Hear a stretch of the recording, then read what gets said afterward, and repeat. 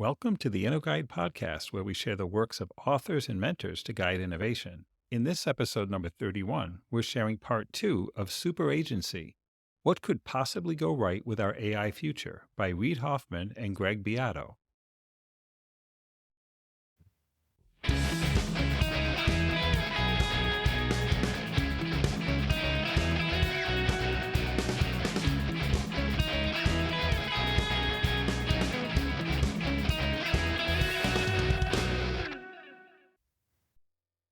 Chapter 6, Innovation is Safety. Let's talk about safety and innovation in AI. It's a hot topic, and for good reason.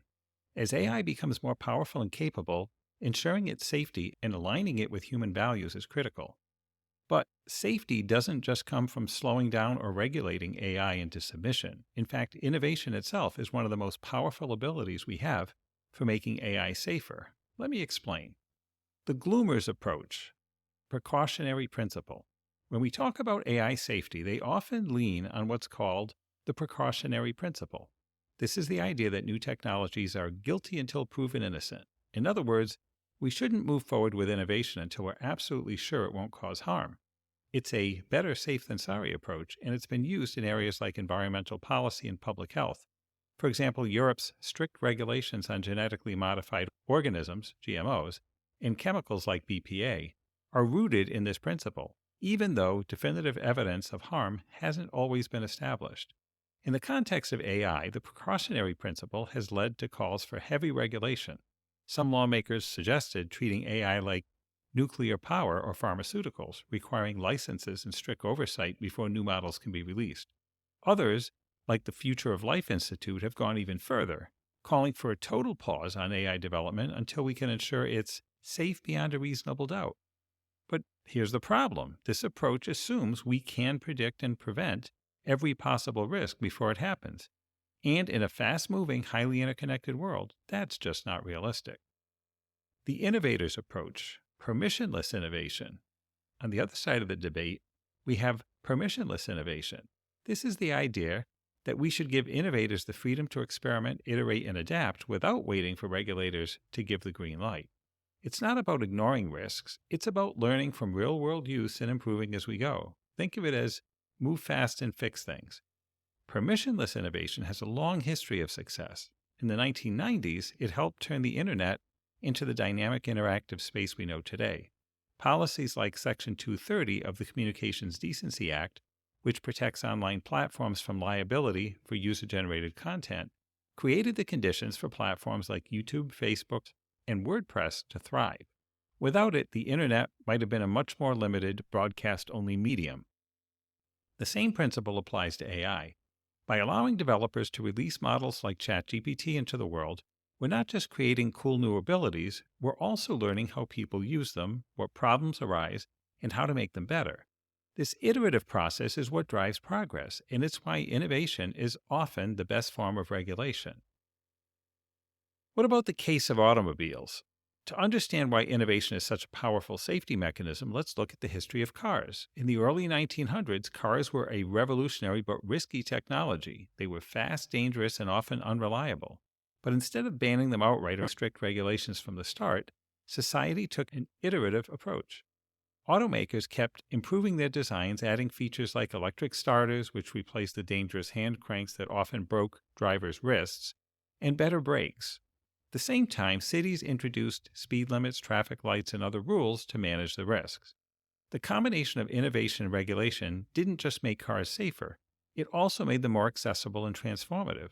By the 1920s, cars had become a cornerstone of American life, giving people unprecedented freedom and mobility. And while driving is still not risk-free, the fatality rate per mile driven has dropped by 93% since 1923. That's the power of iterative improvement. Why AI needs iterative improvement.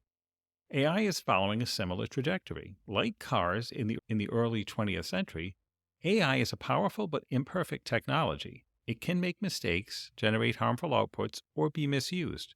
But instead of trying to eliminate all risks up front, we should focus on learning from real-world use and improving over time.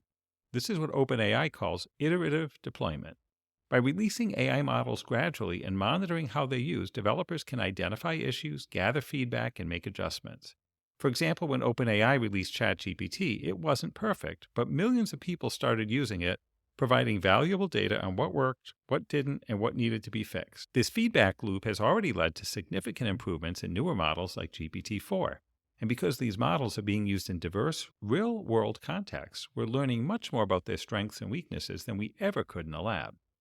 The risks of overregulation. Of course, this approach isn't without risks. Iterative deployment means some problems will only become apparent after a model is released. But the alternative, overregulation, comes with its own set of dangers. If we slow down AI development too much, we risk falling behind in a global race where countries like China, India, and South Korea are rapidly advancing their own AI capabilities. As former Google CEO Eric Schmidt has pointed out, maintaining America's innovation power is a key safety priority.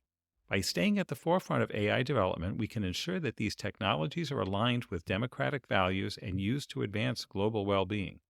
Overregulation can also stifle the very innovation that makes AI safer. In the world of internet software, for example, rapid development cycles and tight feedback loops have allowed companies to fix bugs, address security vulnerabilities, and improve user experiences much faster than traditional regulatory processes ever could. This same principle applies to AI. By moving quickly and iterating often, we can identify and address risks more effectively than if we tried to anticipate every possible problem in advance. Learning from history, the role of public participation. One of the most important lessons learned from the history of cars and other transformative technologies is the role of public participation. In the early days of automobility, it wasn't just automakers and regulators shaping the future of transportation.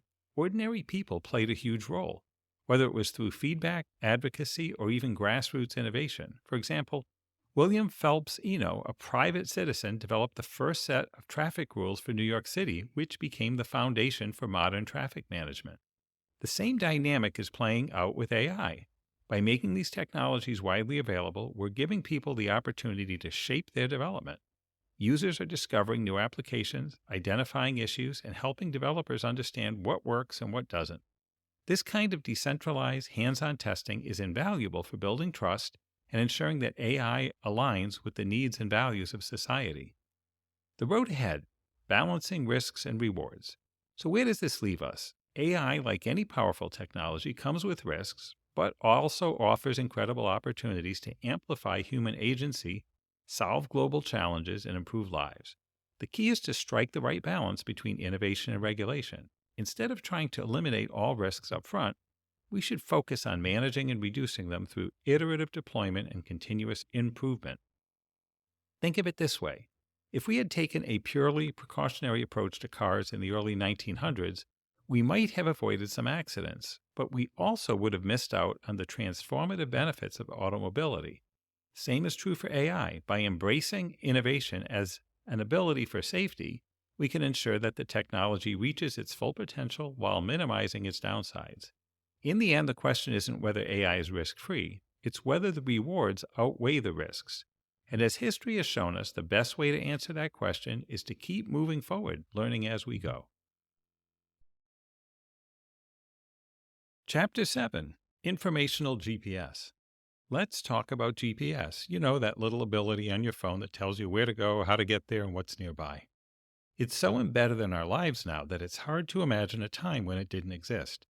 But GPS wasn't always the seamless, everyday ability we know today. Its journey from a military project to a global public utility is a fascinating story, and one that has a lot to teach us about AI and its potential to empower individuals. The birth of GPS, from military tech to everyday essential. Back in the day before GPS, we relied on paper maps. They were clunky, hard to update, and downright dangerous to use while driving. Then in 1973, the U.S. Department of Defense began developing the Global Positioning System, GPS, for military use. By the 1980s, the system was operational, but it was strictly for military purposes until a tragedy changed everything. In 1983, a Korean passenger jet was shot down after straying into Soviet airspace. In response, President Ronald Reagan announced that GPS would eventually be made available for for civilian use to prevent similar disasters. Fast forward to 1989, and the first consumer GPS device hit the market. It was clunky, expensive, over $7,700 in today's dollars, and not very accurate. Thanks to a policy called selective availability, which deliberately degraded the civilian signal for security reasons. But by the mid-90s, demand for GPS was growing, and President Bill Clinton decided to end selective availability, giving civilians access to the same high-quality GPS as the military. When the policy officially ended in 2000, GPS became a game changer. Devices got cheaper, smaller, and more integrated into everyday life, eventually finding their ways into phones, watches, and cars. Today, GPS is everywhere. It's not just about turn-by-turn navigation. It powers everything from precision farming to disaster response. It synchronizes clocks and telecommunications networks, helps first responders locate missing people, and even makes organic arugula more affordable by enabling precision agriculture. In fact, a 2019 report estimated that GPS created $1.4 trillion in economic benefits between 1984 and 2017, with most of that value coming in the last few years of the period.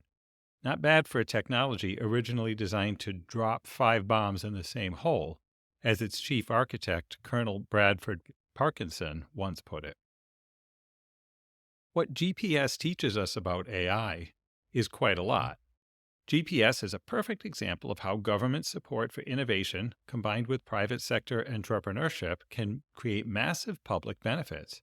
It also shows how turning raw data, like geographic coordinates, into actionable knowledge can empower people and transform society. And most importantly, it highlights the importance of individual agency, how technology can give people the abilities to navigate their world more effectively. AI, particularly large language models, is like an informational GPS. Just as GPS helps us navigate the physical world, LLMs help us navigate the complex, ever-expanding informational world. They provide context, guidance, and fluency, enabling us to make better decisions and achieve our goals more efficiently. Whether it's translating a technical paper into plain English, analyzing a legal document, or helping you plan a trip, LLMs are becoming indispensable abilities for navigating modern life. So there are some key differences, of course, between GPS and AI. GPS deals with objective, ground truth data, geographic coordinates, and timestamps. AI, on the other hand, operates in the messy, subjective world of human language and knowledge. Every AI model is essentially its own informational planet, shaped by the data it's trained on, the algorithms it uses, and the values of its developers. Unlike the Earth, which stays relatively fixed, these informational planets are constantly evolving as models are updated and fine-tuned. This variability means that AI outputs can differ depending on the model, the prompt, even the time of day. But despite these differences, the analogy holds. Just as GPS helps us find our way in the physical world, AI helps us navigate the informational world, providing clarity and direction in an increasingly complex landscape. AI as a democratizing force. One of the most exciting things about AI is its potential to democratize access to knowledge and skills. Just as GPS made navigation accessible to everyone, AI can make expertise more widely available. For example, studies have shown that incorporating AI into workflows can significantly boost productivity, especially for less experienced workers. In one study, customer service agents using ChatGPT saw a 14% increase in productivity, with the biggest gains coming from newer, less skilled employees. Similarly, a study of professionals performing writing tasks found that those using ChatGPT completed their work 37% faster, with the greatest improvements among those who initially struggled. This democratizing effect is particularly powerful for people who lack access to traditional sources of expertise. Imagine a high school student from a low-income family using AI to navigate the college application process, or a tenant using AI to understand a confusing legal notice from their landlord. AI can provide personalized, context-aware guidance that levels the playing field and empowers people to take control of their lives. Multimodal AI, the next frontier. As AI evolves, it's becoming even more versatile. Multimodal models, which can process text, images, and other types of data, are opening up new possibilities. For example, a student with dyslexia could use AI to convert text-based lessons into audio formats. A visually impaired person could use AI to interpret product labels while shopping. Deaf person could use AI for real-time transcription and translation during conversations. These capabilities make AI not just an ability for information retrieval, but a true partner in navigating the world. The importance of hands-on access. One of the key lessons from GPS is the value of hands-on access. When GPS was first made available to people, there were concerns about misuse and security risks, but over time, the benefits far outweigh the drawbacks. Similarly, giving people direct access to AI abilities allows them to experiment, learn, and adapt these technologies to their own needs. This hands-on approach fosters individual agency and ensures that AI serves the diverse needs of society. The role of dialogue in AI. Unlike earlier forms of AI, which often operated behind the scenes, conversational AI like ChatGPT requires active user engagement. This turn-based interaction allows users to guide, question, and refine the AI's output in real time. It's a collaborative process that empowers users to shape the AI's responses to their unique goals and preferences. For example, if an AI generates a biased or incomplete response, you can correct it, steer it in a different direction, or ask for more detail. This level of interactivity makes AI a more flexible and responsive ability than traditional forms of media or informational retrieval. The future of AI. An ability for everyone. As AI becomes more advanced, it will continue to enhance individual agency and autonomy. Whether you're a seasoned expert or a complete beginner, AI can help you navigate complex domains, unlock new opportunities, and achieve your goals. It's like having a personal guide, tutor, and assistant rolled into one, always available, infinitely patient, and ready to help you take the next step. Just as GPS transformed how we navigate the physical world, AI is transforming how we navigate the informational world. It's not perfect, and there are risks and challenges to address. But the potential benefits, greater access to knowledge, increased productivity, and enhanced individual agency, are too significant to ignore. By embracing AI as an ability for empowerment, we can ensure that it becomes a force for good in the lives of billions of people around the world. So the next time you use GPS to find your way, think about how AI is doing the same thing for your mind. It's not just about getting from point A to point B. It's about expanding your horizons and unlocking new possibilities. And that's a journey worth taking. Chapter 8, Law is Code. Let's talk about how the world is increasingly being governed by code. Not just the kind of code that powers your favorite apps or website, but the kind of code that's starting to shape our laws, our choices, even our freedoms. It's a fascinating, sometimes unsettling shift that's been decades in the making. To understand where we're headed, we need to look back at how we got here. Code as law, the Internet's early days. Back in the late 90s, the Internet was still a wild, untamed frontier. It was a place where you could be anyone, say anything, and do almost anything, free from the constraints of the physical world. It was built to resist control, guide to route around censorship, and operate without a single point of authority. As John Gilmore, co-founder of the Electronic Frontier Foundation, famously said, "The net interprets censorship as damage and routes around it."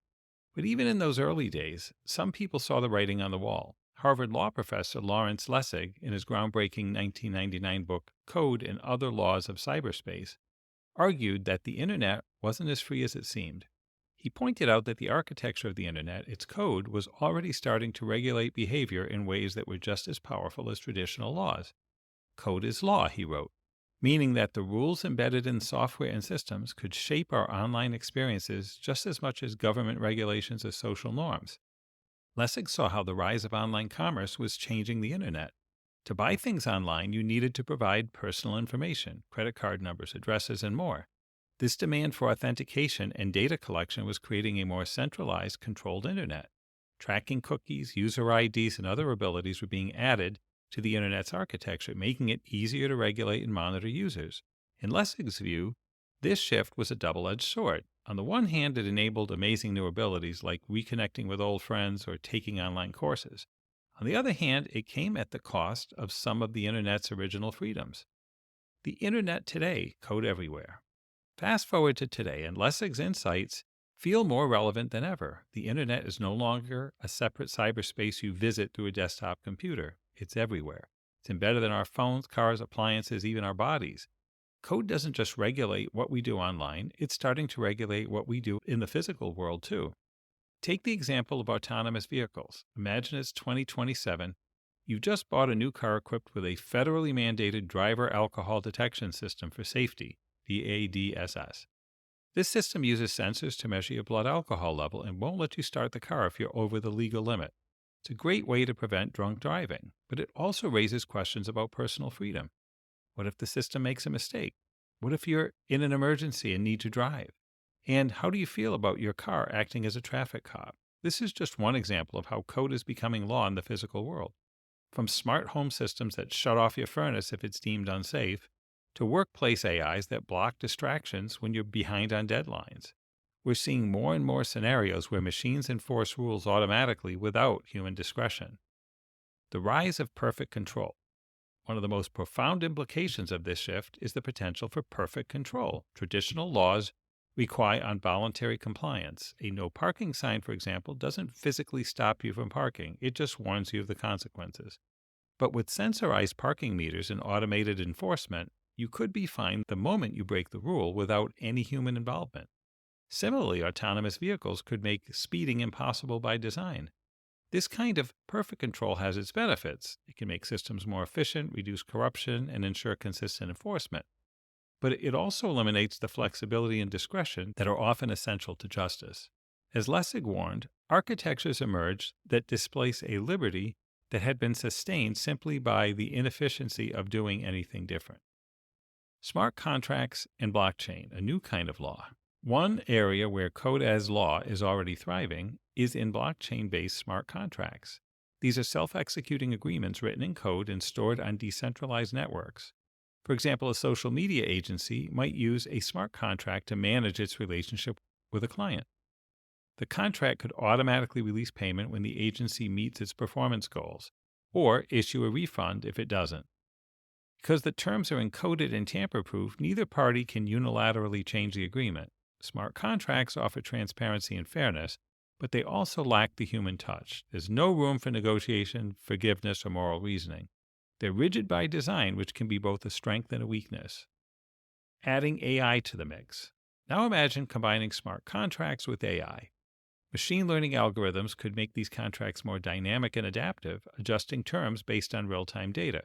For example, an AI-powered crop insurance contract could use weather data and soil conditions to calculate premiums and payouts on the fly. This kind of flexibility could make contracts more fair and responsive, but it also introduces new challenges, like ensuring transparency and avoiding bias. The balance between control and freedom. As we move toward a world where code increasingly governs our lives, we need to think carefully about the balance between control and freedom. Automated systems can make life safer and more efficient, but they can also erode our agency. If every decision is preordained by code, where does that leave room for human judgment, creativity, and compassion? This tension is already playing out in real-world scenarios. For example, Madison Square Garden uses facial recognition technology to deny entry to lawyers working for firms involved in lawsuits against the venue. This kind of automated enforcement raises questions about fairness, privacy, and the balance of power between individuals and institutions. Consent of the governed. Ultimately, the success of these new systems will depend on public consent. Laws and regulations work because people choose to follow them, not because they're perfectly enforced. This idea, known as consent of the governed, is a cornerstone of democracy. It's about creating systems that people believe in and are willing to support.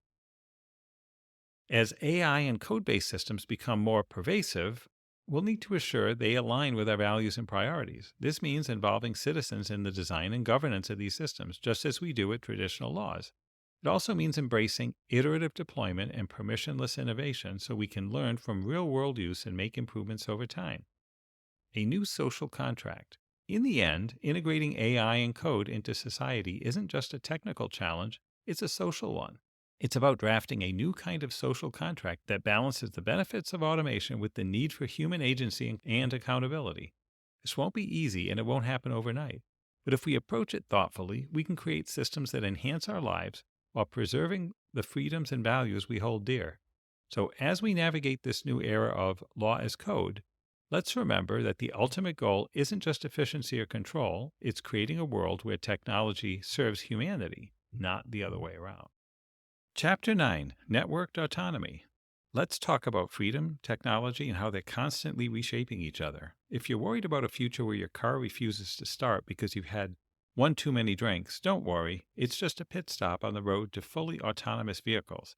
Imagine a world where self-driving cars, complete with spill-proof robot bartenders, turn rush hour into happy hour. Sounds fun, right? But here's the catch. While you might gain the freedom to sip cocktails in the back seat, you'll probably lose the ability to speed down an empty highway or choose your own route. Autonomous vehicles will prioritize efficiency, safety, and traffic flow, which means your days of pedal-to-the-metal road trips might be over. This tension between individual freedom and collective benefit isn't new. In fact, it's the story of the automobile itself. Cars have always been about personal empowerment, but they've also required collective action, regulation, and infrastructure to make that empowerment possible. Let's dive into how this balance has played out historically and what it means for the future of AI and autonomy. The rise of automobility, freedom through regulation. When cars first hit the scene in the early 1900s, they were a game changer. Henry Ford's Model T wasn't just a car, it was a revolution.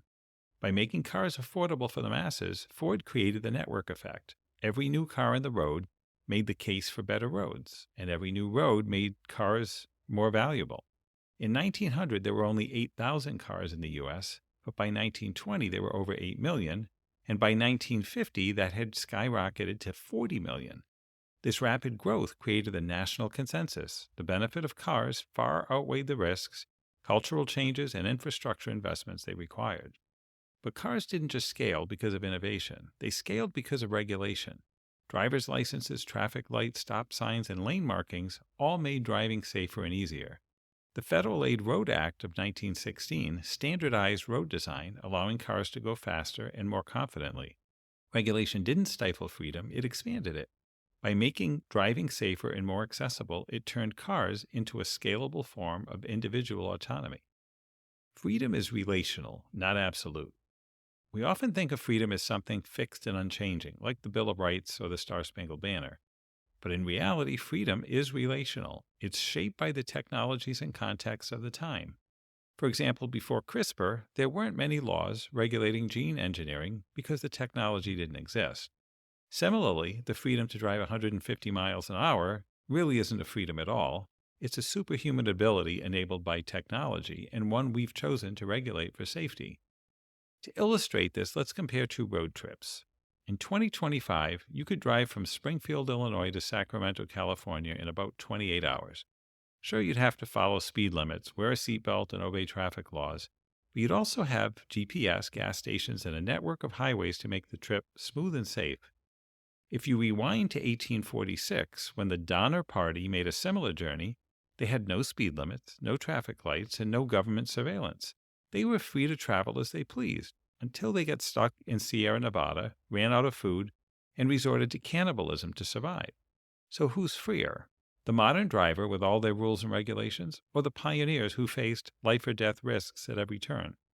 The point is, freedom isn't just about the absence of rules.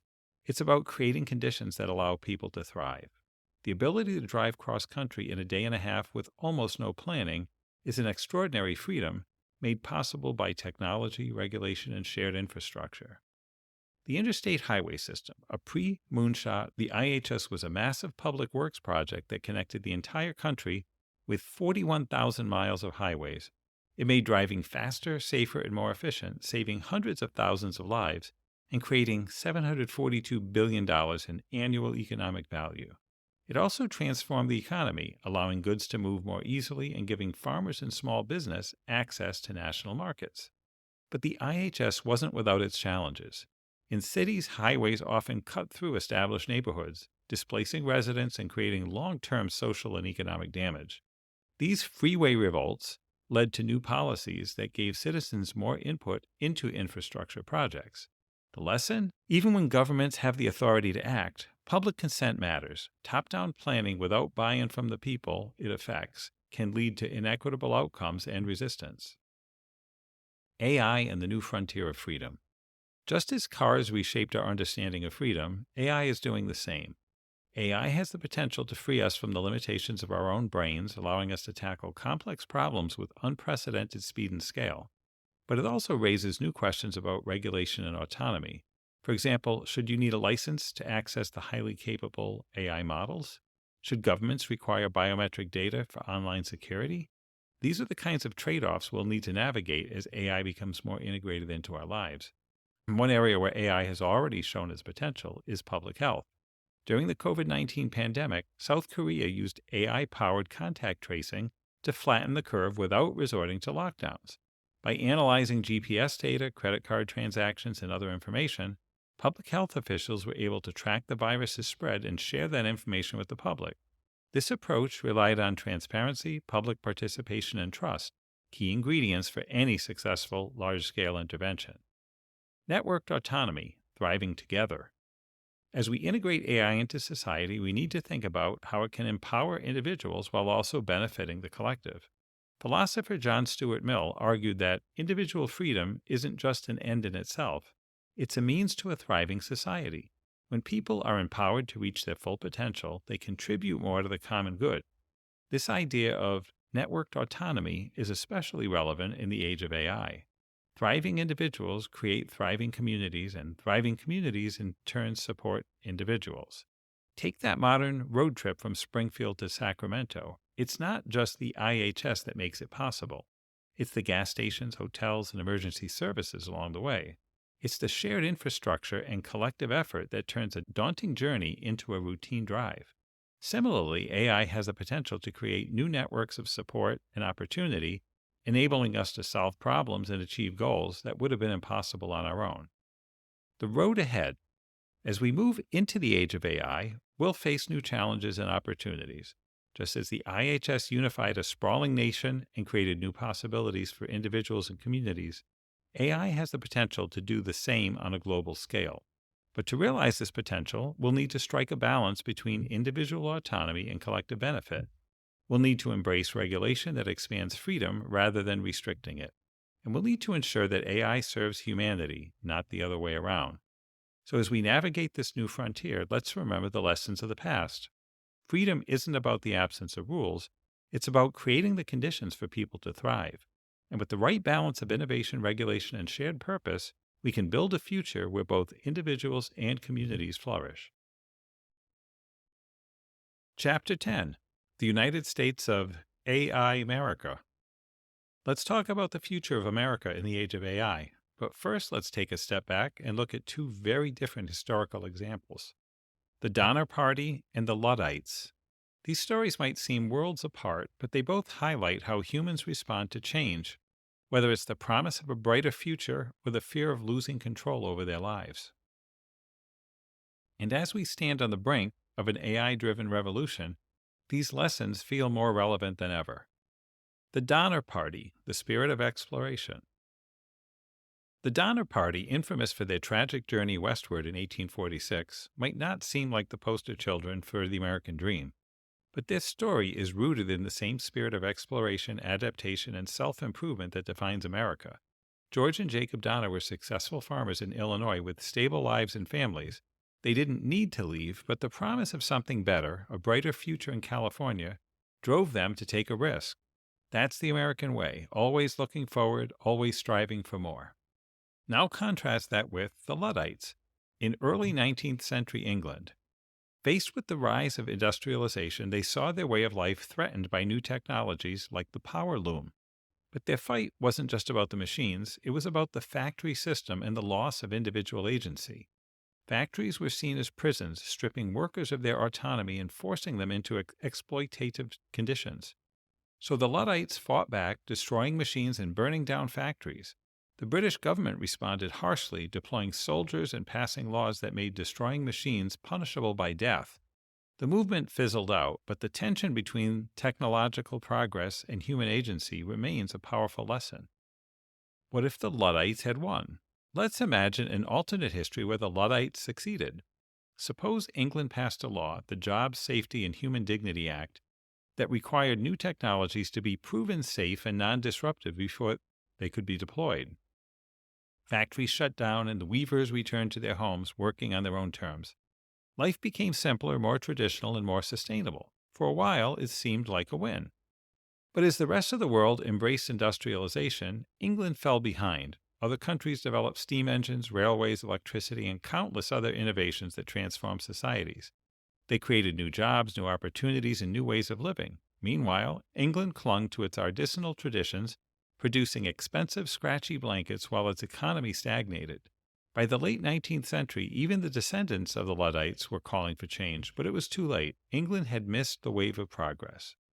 The lesson for AI: embrace change, don't fear it. This alternate history has a cautionary tale for how we approach AI.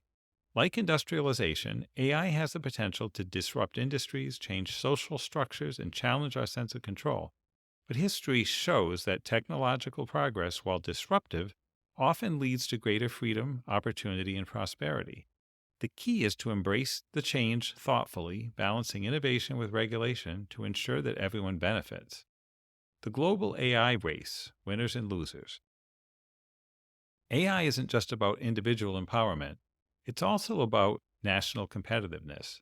Countries that embrace AI will see gains in productivity, healthcare, agriculture, and more. Those that don't risk falling behind. For example, AI-driven drug discovery could revolutionize healthcare, while precision farming could address food scarcity. Nations that fail to adopt these technologies will face rising costs and declining quality of life. Eric Schmidt, former CEO of Google, recently warned that AI models are becoming exponentially more powerful. Countries that harness this power will see their productivity soar. But what happens if your adversary's productivity doubles while yours stays the same? The stakes are high and the race is on. Sovereign AI, a new kind of national identity. Jensen Huang, CEO of NVIDIA, has called this the production of intelligence. He argues that every country needs to own its own AI infrastructure just as it owns its energy and food production.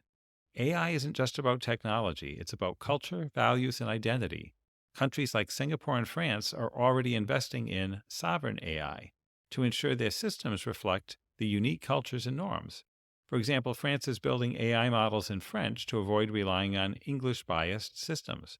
In the U.S., we've had a head start with companies like OpenAI, Microsoft, and Google leading the charge. But we also face challenges like antitrust lawsuits and political polarization that could slow us down. To stay competitive, we need a clear national AI strategy that balances innovation with regulation and ensures that AI serves the public good. AI in government, a new era of public service. AI isn't just for private companies. It has the potential to transform government services too. Imagine if accessing government benefits was as easy as shopping on Amazon. South Korea is already using AI to consolidate public services into a single portal, automatically notifying citizens of benefits they qualify for. The U.S. could do the same, using AI to make government more efficient, responsive, and user-friendly. But AI can do more than streamline services. It can also strengthen democracies. Abilities like Paulus and Ramesh use AI to facilitate large-scale public discussions, helping governments gather input and find consensus on complex issues. For example, Taiwan used Paulus to resolve a contentious debate over Uber, finding common ground between the opposing factions. Imagine if Congress used similar abilities to craft legislation that truly reflected the will of the people. A vision for the future: AI as a force for good.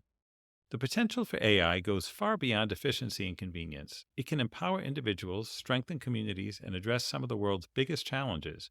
Imagine a world where, in healthcare, everyone has access to AI-powered mental health support, virtual doctors, and personalized treatment plans. In education, students have AI tutors that adapt to their learning styles, helping them reach their full potential. In entrepreneurship, aspiring business owners use AI to analyze markets, model finances, and bring their ideas to life. And in science, researchers use AI to run simulations, analyze data, and accelerate discoveries. This is the promise of AI, a world where everyone has the abilities to become the best version of themselves and where the benefits of progress are shared by all. The path forward: collaboration and consensus. To realize this vision, we need a shared sense of purpose. AI isn't just a tool, it's a reflection of our values and priorities. By working together, citizens, governments, and businesses, we can ensure that AI serves humanity and not the other way around. This means embracing innovation, but also listening to the concerns of those who feel left behind. It means using AI to connect people, not to divide them. And it means building a future where technology enhances human agency, strengthens democracy, and creates opportunities for everyone. The stakes are high, but so is the potential. If we get this right, AI could be the key to a new American dream, one that's more inclusive, more empowering, and more transformative than ever before. Let's not miss this wave of progress. Let's ride it together. Chapter 11, You Can Get There From Here. Let's take a moment to reflect on the big ideas we've explored throughout the book. At its core, our argument boils down to a few key principles. First, designing for human agency, giving people the power to make choices and take action, is the key to creating technologies that benefit both individuals and society. Second, when agency is prioritized, shared data and knowledge become abilities for empowerment, not control. Third, innovation and safety aren't enemies, they're partners. By giving people hands-on access to AI through iterative deployment, we can make AI both safer and more inclusive. And finally, the fourth principle, AI has the potential to create a new era of superagency, where not only do you gain new abilities, but you also benefit from the fact that millions of others are gaining those same abilities, creating a compounding effect of progress. The unknown future, a new frontier. We're living in a moment of profound uncertainty. For much of the 20th century, we felt like we had the world pretty well mapped out. We explored the Earth, reached into space, and developed abilities to understand the universe in incredible detail. But now with the rapid advances in AI and machine learning, we're stepping into uncharted territory. It's like we're back in the pre-Copernican era, trying to figure out how the world works all over again. The future feels vast, unmapped, and frankly, a little overwhelming. But here's the good news. Technology has always been a key to human flourishing. Without it, our lives would be shorter, harder, and far less rich. Technology has allowed us to cure diseases, express our creativity, fight for individual rights, and even extend our reach beyond this planet. It's not a threat to our humanity. It's an ability that helps us become more human. The power of iterative deployment, learning by doing. Let's look at how we've handled transformative technologies in the past. Take the automobile. If we'd waited until cars were 100% safe before putting them on the road, we'd still be trudging through manure-filled streets.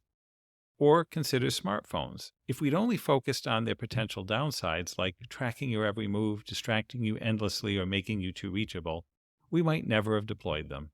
But instead, developers released them iteratively, letting people use them, learn from them, and adapt. Sure, smartphones have their flaws, but they've also become indispensable abilities for billions of people. AI is following a similar path. By deploying it iteratively, we can learn from its imperfections, improve it, and make it more useful for everyone.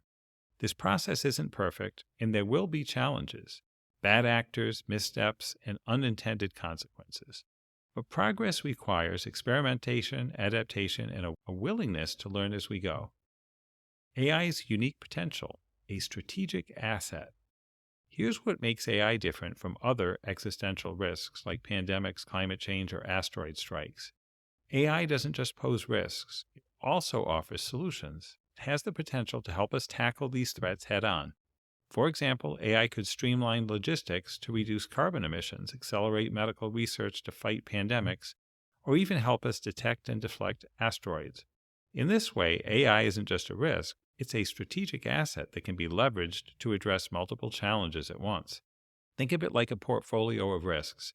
Just as you diversify your investments to manage financial uncertainty, we can use AI to diversify our strategies for tackling existential threats. If we only focus on the risks of AI itself, we limit our ability to see the bigger picture and miss out on the opportunities it offers. A forward-looking mindset, opening new worlds. To make the most of AI, we need to adopt an exploratory, adaptive mindset. Instead of being paralyzed by fear or stuck in a precautionary mindset, we should focus on what could go right. This doesn't mean ignoring risks. It means balancing caution with curiosity. By doing so, we open up new worlds of possibilities, new strategies, and new ways to apply AI to improve our lives. At the heart of this approach is the idea of superagency. AI has the potential to amplify human abilities in ways we've never seen before. But this isn't just about individual empowerment, it's about collective progress. When millions of people gain access to AI's capabilities, the effects compound, creating a ripple effect of innovation and improvement. The Techno-Humanist Compass, a guide to the future. So where do we go from here? We need a guiding framework to navigate this new era. That's where the idea of a Techno-Humanist Compass comes in. This compass points us toward a future where technology enhances what it means to be human, where progress is guided by the consent of the governed, and where innovation is driven by a commitment to human agency. The path forward won't be smooth. There will be challenges, setbacks, and tough decisions. But if we stay focused on these principles, agency, empowerment, and iterative progress, we can chart a course toward a future that's not just better, but profoundly transformative. Final thoughts. Envisioning what could go right. The key takeaway from this chapter and the book is that progress requires optimism. It's easy to focus on what could go wrong, but history shows us that the greatest advancements come from envisioning what could go right. AI is no different. It's an ability with immense potential to improve our lives, tackle our biggest challenges, and unlock new possibilities for humanity. So let's embrace this moment of uncertainty as an opportunity. Let's use AI to create a world where technology empowers individuals, strengthens communities, and helps us all thrive. The future is unwritten, but with the right mindset and the right abilities, we can get there from here. So that's where we'll leave it. This has been Superagency, What Could Possibly Go Right with Our AI Future by Reid Hoffman and Beato. I hope you'll join us next time. That's a wrap.